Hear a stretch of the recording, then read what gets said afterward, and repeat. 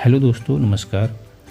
जैसा कि आपको मैंने मॉक टेस्ट एमसीक्यू की मॉक टेस्ट सीरीज जो थी उसमें आपको बताया था कि कोठारी आयोग ने अपनी जो रिपोर्ट दी शिक्षा के क्षेत्र में 22 प्रमुख सिफारिशें दी थी। ठीक है, तो उन 22 प्रमुख सिफारिशों का जो उद्देश्य था भारत की जो शिक्षा प्रणाली थी उसको क्या करना, सुदृढ़ करना और उसको प्रभावी बनाना था। तो वो कौन कौन सी 22 प्रमुख सिफारिशें थी, तो आइए एक बार एक रिकैप कर लेते हैं। तो कोठारी आयोग ने अपनी रिपोर्ट में शिक्षा के क्षेत्र में 22 प्रमुख सिफारिशें दी थी। इनका उद्देश्य भारत की जो शिक्षा प्रणाली थी उनको अधिक सुदृढ़ और प्रभावी बनाना था। तो वो कौन कौन सी थी? पहला था राष्ट्रीय शिक्षा नीति का निर्माण, यानी कि पूरे देश में एक समान शिक्षा प्रणाली लागू हो। दूसरा था कि 10+2+3 प्रणाली, यानी कि कक्षा 10 में जो है 10 तक माध्यमिक शिक्षा होगी पूरी, है नहीं। उसके बाद जो है उच्च माध्यमिक हो गई, और जो 10 साल हैं उसमें भी क्या होगा आपका 5 साल जो होगी प्राथमिक शिक्षा होगी, 5 साल क्या होगी प्राथमिक शिक्षा होगी, और 5 साल क्या होगी माध्यमिक शिक्षा होगी। 2 साल क्या होगी आपकी उच्च माध्यमिक हो गई, ठीक है, और 3 साल जो है आपका स्नातक हो गई। तो 3 वर्ष जो है स्नातक के हो गए, 2 वर्ष उच्चतर माध्यमिक शिक्षा के हो गए, और 10 वर्ष यानी कि स्कूली शिक्षा के हो गए, जिसमें कि 5 साल आपके प्राइमरी के आ जाएंगे और 5 साल जो है आपके माध्यमिक के आ जाएंगे। तीसरा उन्होंने बात की थी सार्वभौमिक शिक्षा की, यानी कि 14 वर्ष की आयु तक के बच्चों को निःशुल्क और अनिवार्य शिक्षा की बात कही थी। चौथा उन्होंने कहा था कि राष्ट्रीय एकता और सामाजिक एकता को बढ़ावा दिया जाए। ठीक है, तो शिक्षा का ऐसे बनाया जाए, शिक्षा का माध्यम ऐसा हो या फिर शिक्षा ऐसी हो जिससे कि हम जो हैं राष्ट्रीय विकास कर सकें और सामाजिक विकास की भावना को बढ़ोतरी मिली, सामाजिक भावना विकसित हो सके और राष्ट्रीय एकता विकसित हो सके छात्रों में। तीसरा उन्होंने बताया कि सामाजिक और आर्थिक असमानताओं को कम किया जाए।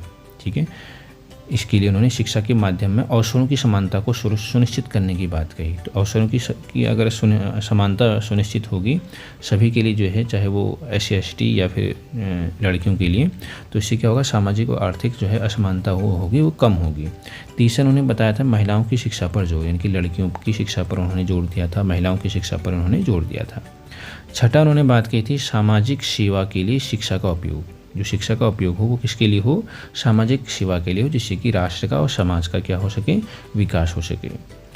आठवां उन्होंने कहा था शिक्षा का धर्मनिरपेक्ष स्वरूप। शिक्षा क्या होनी चाहिए, धर्मनिरपेक्ष होनी चाहिए, उसमें सांप्रदायिक भेदभाव नहीं होना चाहिए। ठीक है, धार्मिक भेदभाव नहीं होना चाहिए, इस पर उन्होंने बात कही थी।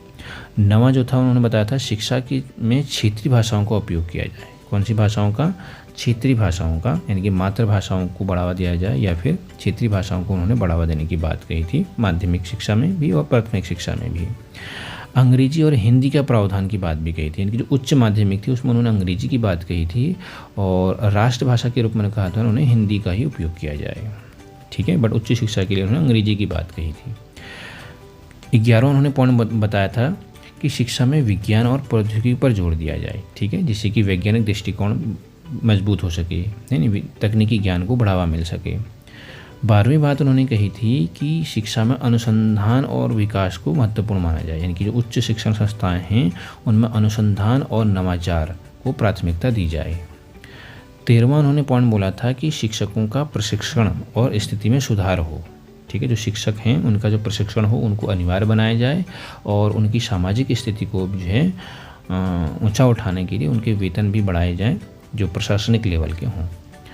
14वां उन्होंने बताया था कि शिक्षा में व्यवसायीकरण को रोका जाए। ठीक है, तो ये बताया था कि शिक्षा जो है व्यापार का साधन न बनाया जाए, शिक्षा के व्यवसायीकरण को रोका जाए। 15वीं बात की थी नैतिक और धार्मिक शिक्षा का समावेश होना चाहिए, छात्रों में नैतिकता और अच्छे चरित्र का विकास होना चाहिए, इसके लिए उन्होंने नैतिक और धार्मिक शिक्षा की बात कही थी। 16वां पॉइंट उन्होंने बताया था कि व्यावसायिक और तकनीकी शिक्षा का विकास हो, यानी कि कुशल, अगर हमको आगे इन फ्यूचर में श्रमिक की आवश्यकता होती है तो उसके लिए हमको क्या चाहिए, जो तकनीकी शिक्षा से परिपूर्ण हो या व्यावसायिक शिक्षा से परिपूर्ण हो, ऐसे कुशल श्रमिकों की आवश्यकता होगी, तो इसके लिए उन्होंने व्यावसायिक और तकनीकी शिक्षा के विकास की भी बात कही। उसके बाद 17वां पॉइंट होता है कि शिक्षा में गुणवत्ता सुधार, यानी कि सभी स्तरों पर, चाहे वो प्राथमिक स्तर हो, चाहे माध्यमिक स्तर हो या उच्च माध्यमिक हो या फिर उच्च शिक्षा हो, सभी स्तरों पर उन्होंने शिक्षा की गुणवत्ता सुनिश्चित करने की बात कही। 18वां पॉइंट उन्होंने बोला कि अनौपचारिक शिक्षा का भी विकास किया जाए। ऐसे लोग जो शिक्षा व्यवस्था करना और जो औपचारिक शिक्षा प्राप्त नहीं कर सकते हों उनको क्या हो जाए, अनौपचारिक शिक्षा का भी प्रावधान किया जाए।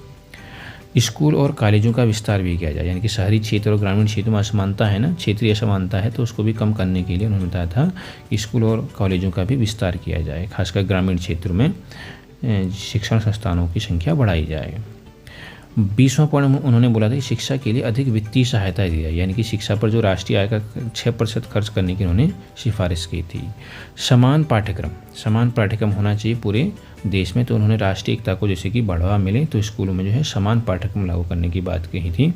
इन्हीं की फलस्वरूप जो था, इन्हीं की सिफारिशों के फलस्वरूप 1968 में जो है पहली राष्ट्रीय शिक्षा नीति जो है बनी थी। और लास्ट पॉइंट उन्होंने बोला था कि शिक्षा का विकेंद्रीकरण पर जोर दिया, केंद्रीकृत नहीं किया जाए, इसको विकेंद्रीकरण किया जाए, इसका शिक्षा के प्रशासन में भी और प्रबंधन में भी। तो ये थे आपके 22 क्षेत्र जिनमें कोठारी आयोग ने जो था मुख्य सिफारिशें इन्होंने दी थी। तो वीडियो कैसी लगी आपको ज़रूर कमेंट बॉक्स में कमेंट कीजिएगा, अपने दोस्तों को शेयर कीजिएगा, लाइक कीजिएगा और चैनल को सब्सक्राइब करना ना भूलिएगा। Thank you very much.